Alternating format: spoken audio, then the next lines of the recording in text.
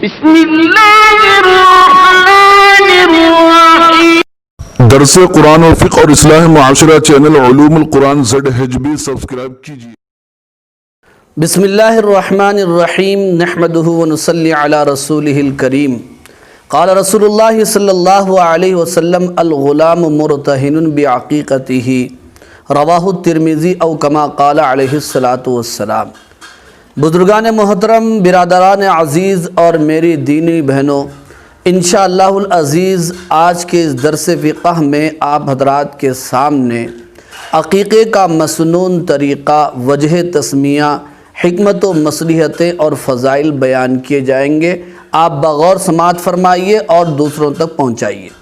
عقیقے کا مسنون اور مستحب اور آسان طریقہ یہ ہے کہ پیدائش کے بعد 7ویں دن اگر بیٹا ہے تو مکمل 1 سال کے 2 بکرے ذبح کیے جائیں، اور اگر بیٹی ہے تو مکمل 1 سال کا 1 بکرا یا 1 بکری۔ اس میں گنجائش ہے کہ 1 سال کے بکرے بھی ذبح کر سکتے ہیں، اور ایک بکری اگر 1 سال کی بکری ہے تو اسے بھی ذبح کر سکتے ہیں۔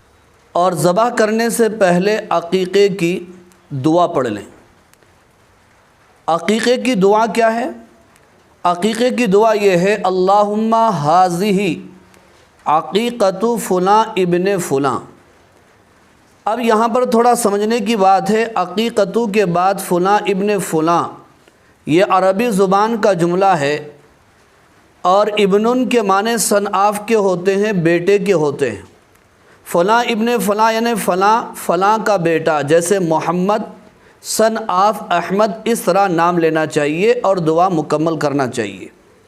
تو بہرحال دعا یہ ہے، اللہم ہذہ عقیقۃ فلاں ابن فلاں، دمہا بدمہ وعظمہا بعظمہ وجلدہا بجلدہ وشعرہا بشعرہ، اللہم اجعلہا فداء لہ۔ یہ دعا پڑھ لیں، اس کے بعد بسم اللہ اللہ اکبر کہہ کر جانور ذبح کر دیں۔ اور اگر سمجھ لیجئے کہ بیٹا نہیں ہے، بیٹی ہے، تو عقیقے کے دعا کے الفاظ میں مختصر سی تبدیلی ہوگی اور دعا یوں پڑھی جائے گی، اللہم ہذہ عقیقۃ فلاں بنت فلاں، یعنی جیسا کہ زینب ہے بنت زید، زینب بنت زید، اس طرح وہاں پر لڑکی کا نام لینا چاہیے۔ یا کئی لوگوں کا عقیقہ ایک ساتھ ہو رہا ہو تو ان سب کا نام، ان تمام بچوں کا نام یہاں پر عقیقۃ کے بعد لے لینا چاہیے۔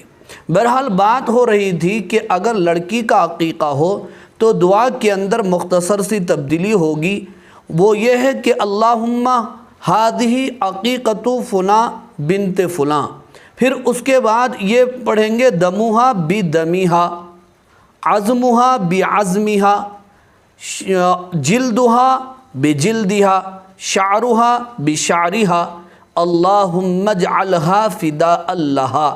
یہ دعا پڑھ لیں، پھر اس کے بعد بسم اللہ اللہ اکبر کہہ کر جانور ذبح کر دیں۔ اور اگر سمجھ لیجئے کہ کسی کو اگر عقیقے کی دعا نہ آتی ہو تو پریشان ہونے کی کوئی بات نہیں ہے، اپنی زبان میں بھی عقیقے کی دعا کا آپ مفہوم ادا کر سکتے ہیں، اس کا مطلب ادا کر سکتے ہیں۔ آپ جو ہے اس طرح نیت کر سکتے ہیں اور اپنی زبان میں یوں دعا کو ادا کر سکتے ہیں کہ اے اللہ یہ فلاں کا عقیقے کا جانور ہے، فلاں ابن فلاں، یعنی جیسا کہ زید یہ فلاں کا بیٹا، اس کے عقیقے کا یہ جانور ہے، آپ اسے بطور عقیقہ قبول فرما لیجئے۔ پھر اس کے بعد بسم اللہ اللہ اکبر، جانور کو قبلہ رخ اٹھا کر آپ ذبح کر دیں۔ جانور کے ذبح ہونے کے بعد دوسرا کام یہ کرنا ہے کہ بچے کے بال اتار لیں۔ بال اتارنے کے بعد زعفران کو سر کے اوپر مل دیں۔ زعفران کو سر کے اوپر ملنے کے بعد جتنے بال ہیں وہ بالوں کے ہم وزن چاندی صدقہ کر دیں یا چاندی کی قیمت صدقہ کر دیں۔ بہرحال اس طرح الحمدللہ ثم الحمدللہ مسنون عقیقہ مکمل ہو گیا۔ اس کے بعد جانور کا گوشت ہے، اگر آپ چاہیں تو قربانی کے گوشت کی طرح اس کے 3 حصے کر دیں، ایک حصہ غریبوں کے درمیان اور دوسرا حصہ رشتہ داروں کے درمیان اور تیسرا حصہ خود گھر والے کھا سکتے ہیں۔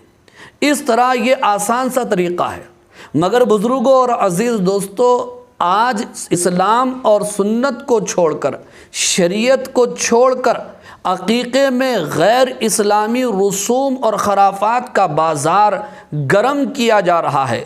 قیمتی کارڈ چھپوا کر شادی خانوں میں بڑی بڑی دعوتیں کی جا رہی ہیں، شامیانے سجائے جا رہے ہیں، ویڈیو کشی کی جا رہی ہے، اور بتکلف بچے کو اور بچے کے والدین کو قیمتی تحائف اور تحفے دیے جا رہے ہیں۔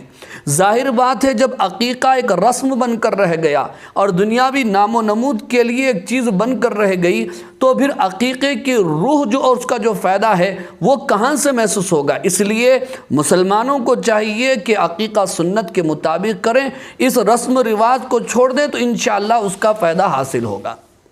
بزرگان محترم اور برادران عزیز، دوسری بات آج کے اس درس فقہ میں بیان کرنے کی یہ ہے کہ عقیقے کی وجہ تسمیہ کیا ہے، یعنی عقیقے کو عقیقہ کیوں کہا جاتا ہے، اس کا یہ نام کیوں پڑا۔ معلوم ہونا چاہیے کہ عربی زبان میں عقیقہ بچے کے پیدائشی بال کو کہتے ہیں اور عقیقہ کاٹنے کو بھی کہتے ہیں، تو دراصل عقیقے کے لغوی معنی بچے کے پیدائشی بال کو کاٹنے کے ہیں، لیکن بعد میں ہوا یہ کہ جانور کے ذبح کرنے کا نام ہی لوگوں نے عقیقہ رکھ دیا، اور یہ اتنا مشہور و معروف ہو گیا کہ بال کاٹنے کو عقیقہ کہنے کے بجائے لوگوں کے درمیان جانور کے ذبح کرنے کو جو ہے عقیقہ کہا جانے لگا۔ تیسری بات آج کے اس درس فقہ میں بیان کرنے کی یہ ہے کہ عقیقے کے فضائل کیا ہیں۔ دیکھیے، ہمارے نبی صلی اللہ علیہ وسلم کے زمانے میں، بلکہ آپ صلی اللہ علیہ وسلم سے پہلے بھی زمانے جاہلیت میں لوگ اپنے بچوں کا عقیقہ کیا کرتے تھے۔ آپ صلی اللہ علیہ وسلم نے اسے برقرار رکھا، نہ صرف اسے برقرار رکھا بلکہ آپ صلی اللہ علیہ وسلم نے اس پر خود عمل فرمایا اور اس کی ترغیب بھی آپ نے فرمائی۔ چنانچہ ترمذی شریف کی مشہور روایت ہے جسے ابھی خطبے میں پڑھا گیا، آپ صلی اللہ علیہ وسلم نے ارشاد فرمایا، الغلام مرتہن بعقیقتہ، کہ بچہ رہن میں رکھا ہوا ہے اپنے عقیقے کے بدلے میں۔ اس حدیث کا ایک مطلب تو محدثین نے، علماء اکرام اور شارحین نے یہ بیان فرمایا ہے کہ جب تک بچے کا عقیقہ نہ کیا جائے، یہ بچہ کل قیامت کے دن ماں باپ کے لیے سفارشی نہیں بن سکتا۔ یعنی چھوٹے بچے اگر اتفاقاً مر جائیں تو وہ ماں باپ کے لیے سفارش کا ذریعہ بنتے ہیں، مگر اسی وقت بنتے ہیں اس روایت کے مطابق جبکہ ان بچوں کا عقیقہ بھی کیا جائے۔ اور دوسرا مطلب شارحین نے یہ بیان فرمایا ہے اس حدیث کا کہ بچہ خیر و برکت سے اس وقت تک محروم رہتا ہے اور بیماریوں میں، آفتوں میں، مصیبتوں میں اس وقت تک گھرا ہوا ہوتا ہے جب تک کہ اس کا عقیقہ نہ کیا جائے۔ اس لیے مسلمانوں کو چاہیے کہ عقیقے کی سنت کو زندہ کریں اور بچے کی پیدائش کے بعد جو غیر ضروری رسمیں انجام دی جا رہی ہے، کہیں چھلا کیا جا رہا ہے، اس سے پہلے چھٹی کی جا رہی ہے، اس کے اوپر کافی رقم خرچ کی جا رہی ہے، ان چیزوں کو چھوڑ کر جو عقیقے کی سنت کو زندہ کیجئے اور اپنے بچوں کی زندگی میں خیر و برکت پیدا کیجئے اور اپنے بچوں کو بیماریوں سے محفوظ کیجئے اور آفات و بلیات سے محفوظ کیجئے۔ بزرگوں اور عزیز دوستو، اب آج کے اس درس فقہ میں ایک اور اہم بات بیان کرنے کی وہ یہ ہے کہ عقیقے کی حکمتیں اور مصلحتیں کیا ہیں۔ فقہ کی کتابوں میں علماء اکرام نے عقیقے کی کئی حکمتیں اور مصلحتیں بیان کی ہیں۔ ایک حکمت تو یہ بیان کی گئی ہے کہ عقیقے کی وجہ سے اشاعت نسب ہوتا ہے۔ مطلب یہ ہے کہ جب بچے کا پیدائش کے بعد 7ویں دن عقیقہ کیا جاتا ہے اور گوشت تقسیم کیا جاتا ہے یا دعوت کی جاتی ہے تو دنیا کو معلوم ہو جاتا ہے کہ فلاں گھر یہ نام کا بچہ اور یہ بچہ پیدا ہوا ہے، یہ بچہ فلاں کا بیٹا ہے، دنیا کو پتہ چل جاتا ہے۔ جب بچہ یہ کل بڑا ہوتا ہے تو کسی کو اس کے نسب پر انگلی اٹھانے کی ہمت نہیں ہو سکتی۔ عقیقے کی دوسری حکمت اور مصلحت جو بیان کی گئی ہے وہ یہ ہے کہ جانور کے ذبح کرنے سے اور عقیقے کی وجہ سے آدمی سخی ہوتا ہے اور اس کا بخل ختم ہوتا ہے۔ عقیقے کی تیسری حکمت اور مصلحت یہ بیان کی گئی ہے کہ عقیقہ کرنے کی وجہ سے آدمی میں یعنی بچے کے باپ میں قربانی کا جذبہ پیدا ہوتا ہے کہ آج وہ اللہ تعالیٰ کے حکم پر جانور کو ذبح کر رہا ہے، لیکن کل اگر ضرورت پڑ جائے اسلام کے لیے، اعلاء کلمت اللہ کے لیے، اللہ کے نام کو بلند کرنے کے لیے اس بچے کو ذبح کرنے کی ضرورت پڑے تو بچے کو بھی انشاءاللہ میں ضرور ذبح کروں گا۔ عقیقے کی چوتھی حکمت اور مصلحت یہ بیان کی گئی ہے کہ اللہ تبارک و تعالیٰ نے دراصل اولاد کی شکل میں ایک بہت بڑی نعمت عطا فرمائی ہے۔ شکرانے کے طور پر جانور کو ذبح کرنا یہ دراصل بارگاہ الہی میں یہ ایک شکر کا اظہار ہے۔ اسی طرح عقیقے کی ایک حکمت اور مصلحت یہ بھی بیان کی گئی ہے، جیسا کہ ابھی آپ نے حدیث سماعت فرمایا اور یہ بیان کیا گیا ہے کہ عقیقے کی وجہ سے بچہ آفتوں، بیماریوں، مصیبتوں اور پریشانیوں سے محفوظ ہو جاتا ہے۔ اسی طرح عقیقے کی ایک حکمت اور مصلحت یہ بھی بیان کی گئی ہے کتابوں کے اندر کہ عقیقے کی وجہ سے یہودیوں کی مخالفت ہوتی ہے، یہودیوں کی مخالفت ہوتی ہے، اس لیے کہ ہمارے نبی صلی اللہ علیہ وسلم کے زمانے میں اور دور میں یہودی بھی اپنی اولاد کا عقیقہ کرتے تھے، لیکن صرف لڑکے کا کرتے تھے، بیٹی اور بچی کا نہیں کرتے تھے۔ آپ صلی اللہ علیہ وسلم نے فرمایا کہ لڑکے کا بھی کرو اور لڑکی کا بھی کرو۔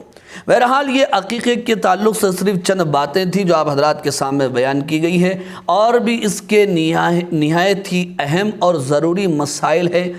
انشاءاللہ العزیز اسے آئندہ درس فقہ میں بیان کیا جائے گا، آپ اسے بھی سنیں اور اسے بھی غور فرمائیں، اسی کے مطابق جو ہے بچوں کا عقیقہ کریں اور اس درس کو لوگوں کے درمیان عام کریں تاکہ لوگ رسوم و رواج اور خرافات کو چھوڑ کر دین اور سنت اور شریعت کے مطابق عقیقہ کریں۔ دعا فرمائیے اللہ تعالی ہمیں سنت کے مطابق اپنی اولاد کا عقیقہ کرنے کی توفیق عطا فرمائے۔ وآخر دعوانا ان الحمد للہ رب العالمین۔